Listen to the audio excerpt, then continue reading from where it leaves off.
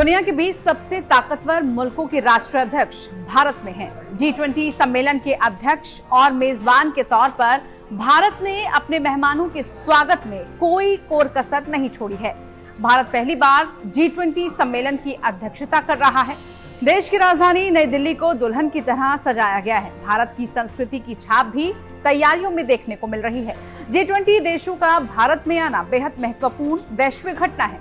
दरअसल ये भारत के बढ़ते कद का परिचायक तो है ही, साथ ही दुनिया के 20 सबसे ताकतवर देश 3 दिनों तक नई दिल्ली में ही रहेंगे। अब भारत के बारे में एक बहुत बड़ा स्टेटमेंट आया है वर्ल्ड बैंक से।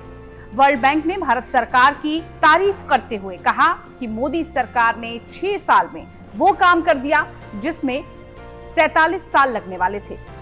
वर्ल्ड बैंक ने कहा कि भारत के डिजिटल पेमेंट स्ट्रक्चर ने कमाल का काम किया है। दरअसल वर्ल्ड बैंक भी G20 का ही हिस्सा होता है। वर्ल्ड बैंक ने G20 के लिए पॉलिसी डॉक्यूमेंट तैयार किया है, जिसमें उसने भारत में जारी आर्थिक गतिविधियों की खूब तारीफ की है, खासकर डिजिटल इंडिया की। विश्व बैंक के दस्तावेज के मुताबिक पिछले वित्त वर्ष में भारत की नॉमिनल जीडीपी का लगभग 50% के बराबर मूल्य का यूपीआई ट्रांजैक्शन हुआ। यूपीआई प्लेटफॉर्म ने भारत में जबरदस्त लोकप्रियता हासिल की है। मई साल 2023 में 9.41 अरब लेन देन हुए, जिनकी कीमत लगभग 14.89 लाख करोड़ रुपए थी। मई वित्त वर्ष साल 2022-23 के लिए यूपीआई ट्रांजैक्शन का कुल मूल्य भारत की नॉमिनल जीडीपी का लगभग 50% था। रिपोर्ट में यह भी बताया गया है कि भारत ने पिछले एक दशक में जीडीपी का लाभ उठाते हुए दुनिया के सबसे बड़े डायरेक्ट बेनिफिट ट्रांसफर यानी डीपीटी इंफ्रास्ट्रक्चर का निर्माण भी किया है।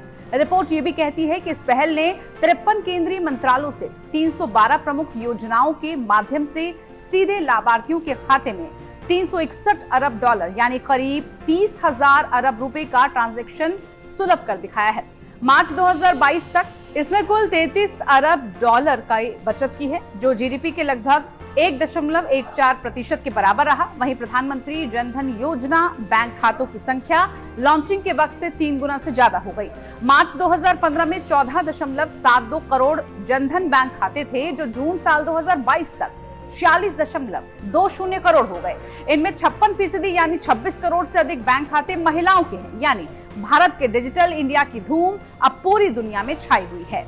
अगर आपको ये वीडियो पसंद आई हो तो उसको लाइक शेयर जरूर कीजिए और बने रहिए times now Bharat digital platform के साथ। नमस्कार।